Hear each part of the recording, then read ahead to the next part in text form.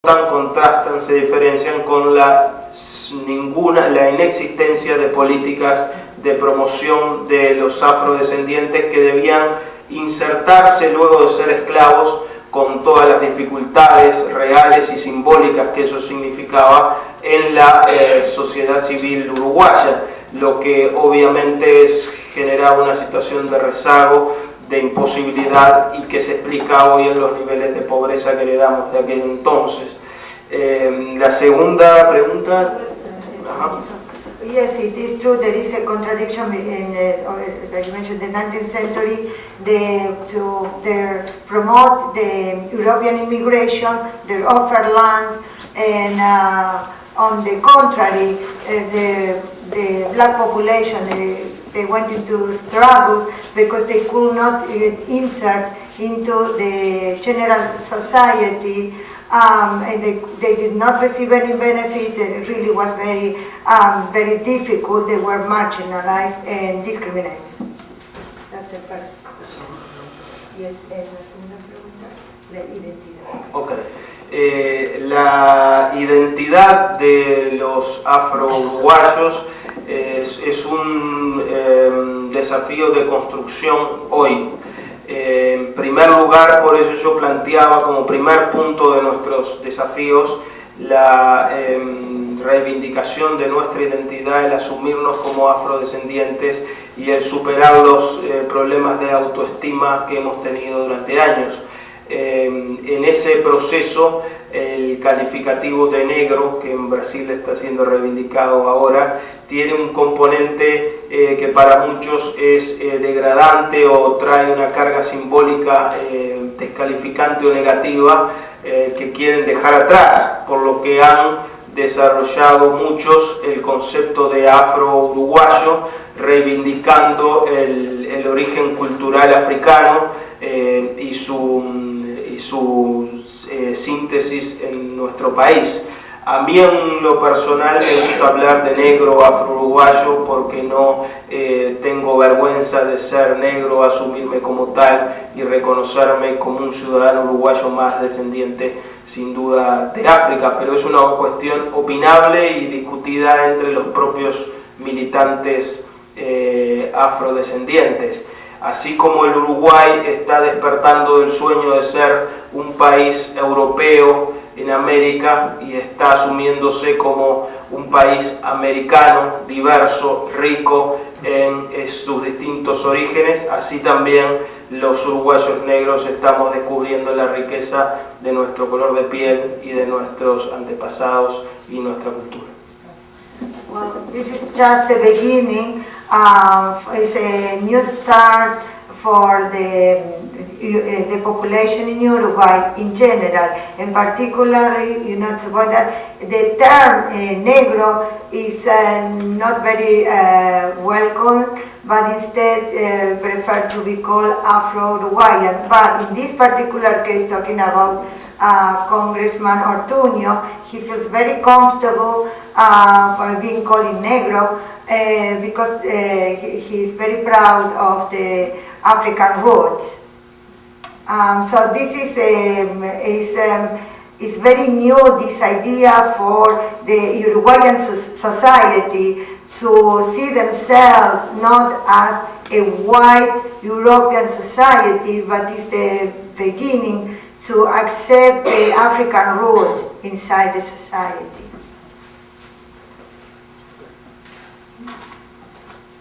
¿Alguna otra pregunta? ¿El fin? ¿Alguna pregunta más? So would you say that within the next 20 years it would be realistic to expect a lot more people of African descent in politics and business, or is it just a small subset of black people? Pregunta como si en el futuro sería realista hablar de más población afro-uruguaya dentro de la política, dentro de la economía, con una participación más activa en las fuerzas públicas o o solo es no. Y dentro de 20 años. Dentro de 20 años. Es una utopía que creemos puede ser realidad en la medida que las políticas públicas que estamos impulsando tienden a apoyar a estudiantes afrodescendientes, tienden a darle elementos de análisis de su realidad y de incidencia y de acción para la transformación de la misma, y porque esperamos en nuestro país, que acaba de iniciar un periodo de cambios sociales importante, pueda en 20 años haber concretado un proyecto más inclusivo, más igualitario, con oportunidades para todos, incluyendo los afrodescendientes. Cuando a mí me entrevistaban en televisión preguntándome qué sentía ser el único parlamentario negro en entrar al Parlamento y el suceso histórico que eso significaba, yo respondía que el suceso histórico será cuando esto sea una anécdota y yo no sea el primero, sino que sobre todo no sea el último. Muchas gracias. Okay, that's our conclusion. I think we are a little tired. Is to say that from now in 20 years, he's hoping that, of course, this will improve. And the very success will be when, in a few years, he will not be the only one congressman, and will be more common to have Afro-descent in Uruguay as part of the parliament or the general society, business, or wherever there is. So I think we should thank each of you. Thanks the congressman, thanks Dr. David, and thank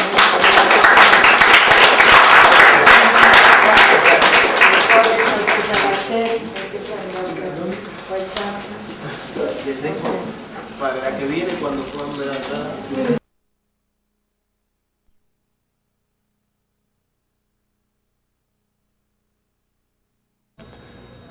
Hoy es febrero 27.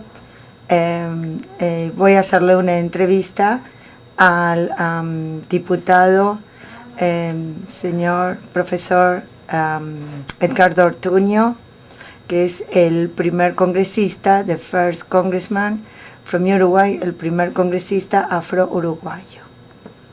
Muy bien. Soy Dr. Holty from Howard University. Y la primera pregunta, si por favor puede presentarse. Sí, con gusto. Bueno, mi nombre, como tú lo has dicho, es Edgardo Ortuño. Tengo 35 años de edad. Vivo en donde nací, que es en la ciudad de Montevideo, donde cursé mis estudios en la escuela pública, característica de nuestro país, Uruguay, ubicado en un barrio de clase media baja, podríamos decir, donde mis padres pusieron en particular hincapié en que desarrollara la educación formal en sus distintos niveles, en la medida que mis padres no habían culminado la educación primaria y secundaria, cosa que yo pude hacer.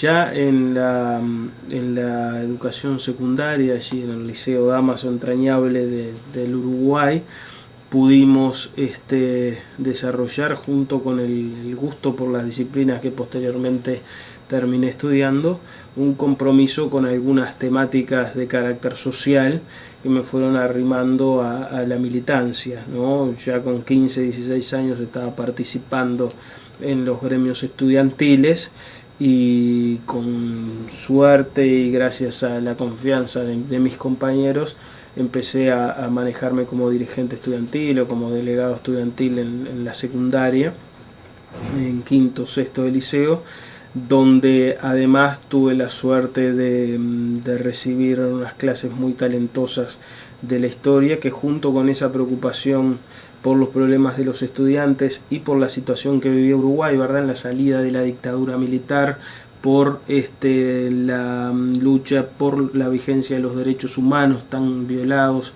y poco respetados durante la dictadura militar, pude concretar un conocimiento formal y científico de nuestro pasado del Uruguay, lo que despertó el interés por la historia, pero a su vez me ayudó a comprender las razones y los fundamentos de algunas de las desigualdades que tanto golpeaban mi país y que tanto me sensibilizaban desde la experiencia familiar, donde mi madre fundamentalmente, mi padre empleado público, pero mi madre aportaba el sustento de la familia con largas horas de trabajo, lo que siempre me pareció excesivamente injusto, ¿verdad?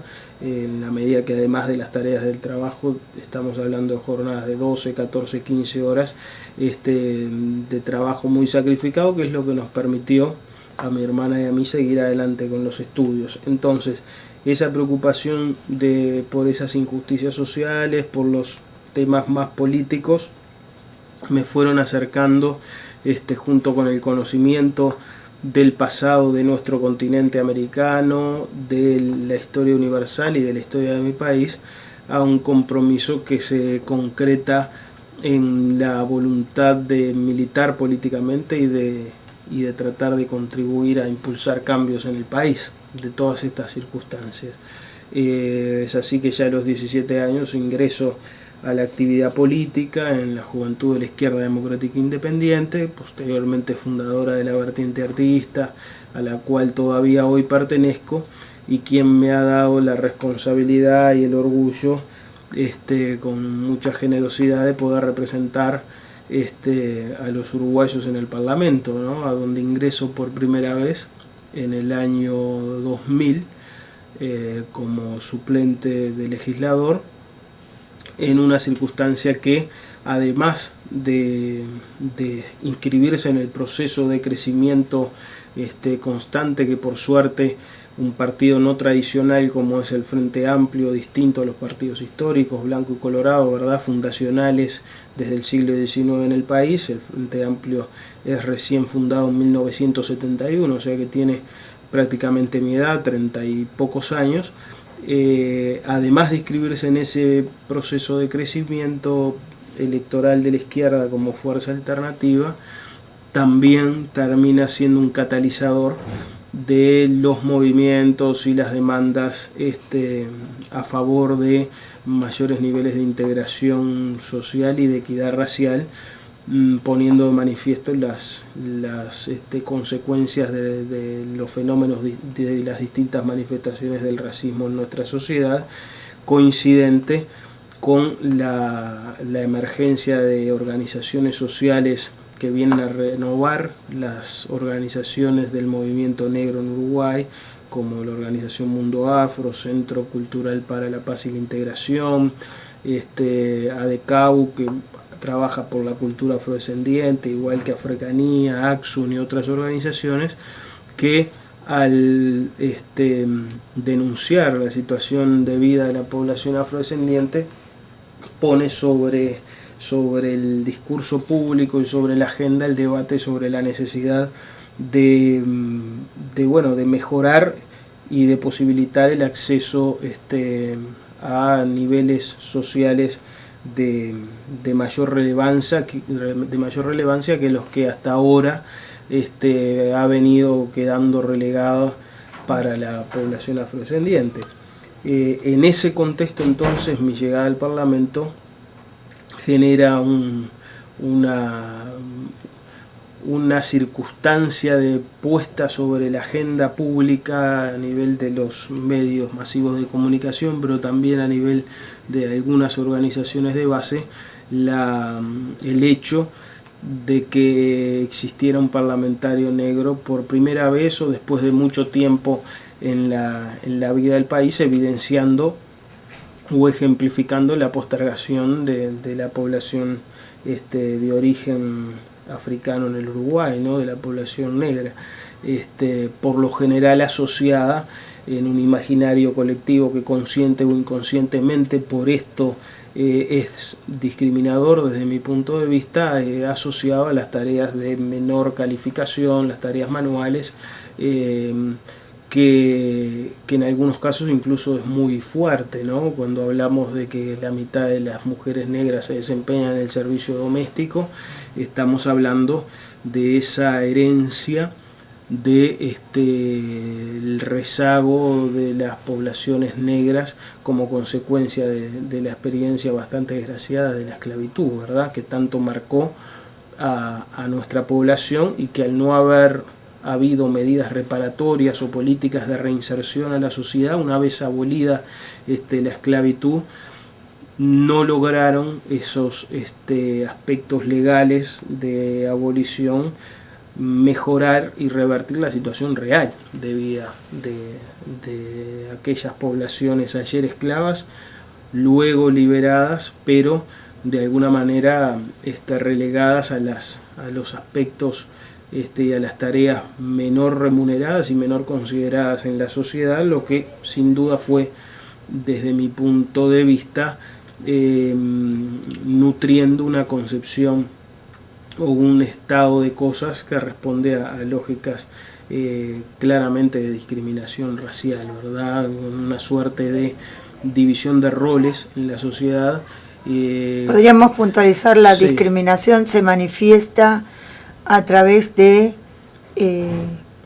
trabajos mal pagos, cómo se expresa, cómo se visualiza y se exterioriza la discriminación. Bueno, la discriminación hacia el afro-uruguayo. Yo decía en principio, como resultado de la experiencia de la esclavitud, ha generado en el inconsciente colectivo una división de la valoración de las personas y de los roles, asignando cierta calificación o descalificación para la población de origen afrodescendiente, para la población negra, y reservándole consciente o inconscientemente las tareas menos calificadas y menos calificadas en la sociedad, y a la inversa reservando las tareas de mayor prestigio para la población blanca. Esto en términos concretos ha tenido consecuencias económicas y sociales, ¿verdad?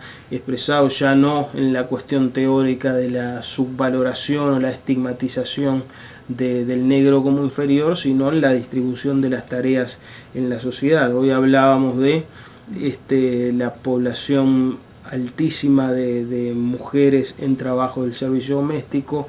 Podemos mencionar en la población masculina afrodescendiente la prevalencia de trabajos manuales y de servicio. Podemos hablar de los menores niveles de acceso a la educación, con la mitad de la población solo con estudios primarios, de los niveles altísimos de repetición, incluso de egreso en la enseñanza secundaria, para concluir con la escasísima presencia a nivel universitario, donde a su vez los pocos que llegan presentan niveles de deserción, es decir, no culminan sus carreras en gran porcentaje. Esto que algunos investigadores ha llevado a afirmar que estaría marcando que prácticamente un 90% de la población afrodescendiente viva en condiciones de pobreza hoy en nuestro país, y que el Instituto Nacional de Estadística abone como hipótesis al demostrar los menores niveles de ingreso en relación con la población blanca y otros indicadores de calidad de vida que están muy por debajo del promedio, son las cosas que justifican desde nuestro punto de vista la necesidad de elaborar políticas afirmativas o políticas públicas en concreto que atiendan la situación para mejorarla de la población afrodescendiente, estableciendo lo que la ley establece a nivel teórico, que es la igualdad de oportunidades de todos, en la práctica, ¿verdad? Nosotros decimos igualdad ante la ley, pero igualdad también ante la vida, y eso requiere igualdad de oportunidades y el acceso a los mecanismos de ascenso social que lamentablemente durante mucho tiempo estuvieron vedados a la población afrodescendiente o fuertemente limitados. La educación es un gran ejemplo de eso, así como incluso la propia inserción en la ciudad misma y en el territorio mismo, ¿no? Donde encontramos durante la dictadura militar que incluso importantes contingentes de afrodescendientes fueron trasladados o expulsados de sus barrios tradicionales, Sur Palermo, cerca de la costa de la ciudad, hacia los cinturones donde actualmente se concentra la pobreza. ¿La dictadura se ensañó más con los afrodescendientes, en particular, como hicieron con otras minorías? Exactamente, en particular la expresión conservadora o estrictamente reaccionaria de la propia dictadura, que no dudo en calificar en algunos aspectos de inspiración cuasi fascista, ¿verdad?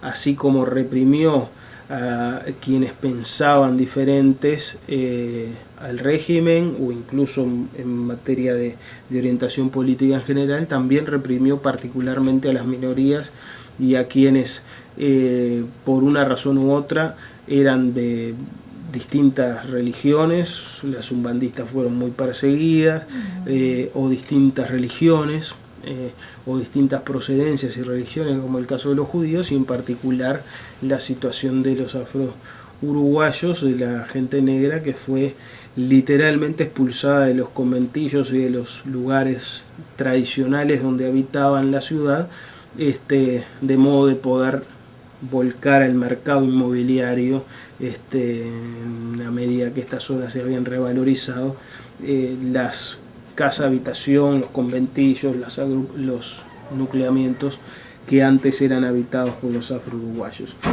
Esa es una realidad que se ha ido profundizando en un sentido, pero también abriendo caminos alternativos en otros, con el surgimiento y desarrollo de organizaciones no gubernamentales, que con el apoyo del movimiento también internacional por los derechos humanos, contra la discriminación, que ha tenido un nuevo impulso luego de la tercera conferencia mundial contra el racismo en Durban, Sudáfrica, ha encontrado una sensibilización creciente en parte de la sociedad uruguaya, y que esperamos llegue a nivel gubernamental, de modo